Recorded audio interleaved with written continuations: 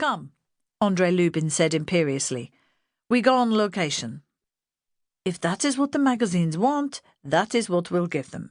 We'll do a little recce with the girls we shot indoors yesterday.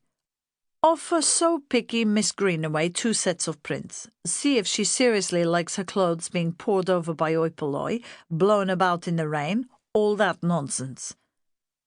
Kate O'Donnell and Ricky Smart were crammed into the tiny room André called his office, although it was in just as much a state of disarray as the rest of the studio, with clothes hanging apparently randomly on the backs of chairs and the door, and piled high on a low red velvet chaise longue that was parked against a wall.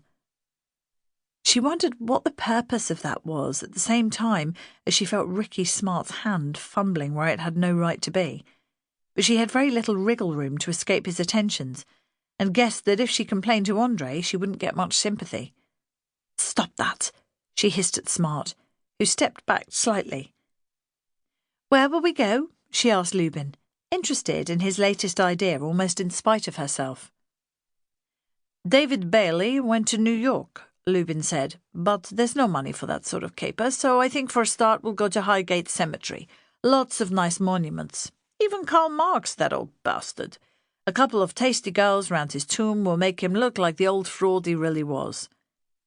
Kate grinned in spite of herself.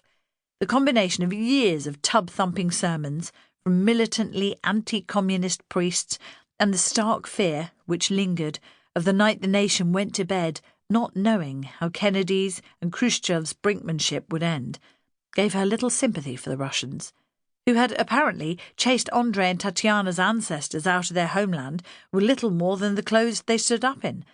The idea of fashion shooting, if not actually dancing around Marx's tomb, quite appealed to her. Little more than half an hour later, Kate found herself shivering in the back of André Lubin's sleek, open-topped car, and the wind blowing her hair wildly, sitting behind the driver and Ricky Smart.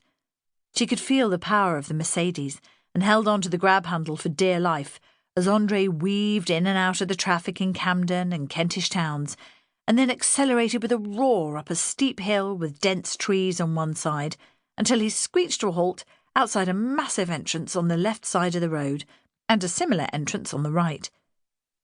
A funeral cortege was passing slowly ahead of them, down the avenue between the trees to the right, as they parked the car. Their vantage point, high above the city, gave glimpses down from Highgate across the River Thames to the hills of Surrey and Kent beyond. "They still use it, then?" she asked as she got her breath back and tried to restore her unruly dark curly hair to some sort of normality. Not the Victorian side, that's more or less full up," Lubin said. "The east side is still in use. That's where old Carl's monument is. Come on, I'll show you." He put the hood up and led the three of them across Swains Lane and into the eastern part of the cemetery, slightly downhill to a fork in the pathway where he swung left, and there, looming over them and attended by a handful of visitors, was the massive bust of Marx amongst the encircling trees, with a couple of fading bouquets of flowers on the floor at the foot of the plinth. "He looks a bit like Father Christmas, or God," Kate said, earning herself a filthy look from a serious-looking couple reading the inscription on the plinth closely.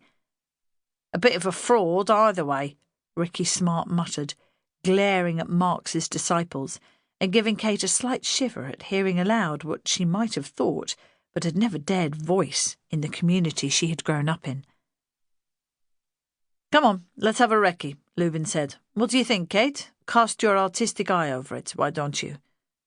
Kate glanced around critically, taking him seriously, although she was never sure how serious he was with her. Like most photographers, he did not regard his trade as a suitable one for a woman, and she guessed that Ken Fellows had paid more than he really wanted to for her temporary apprenticeship in Lubin's studio.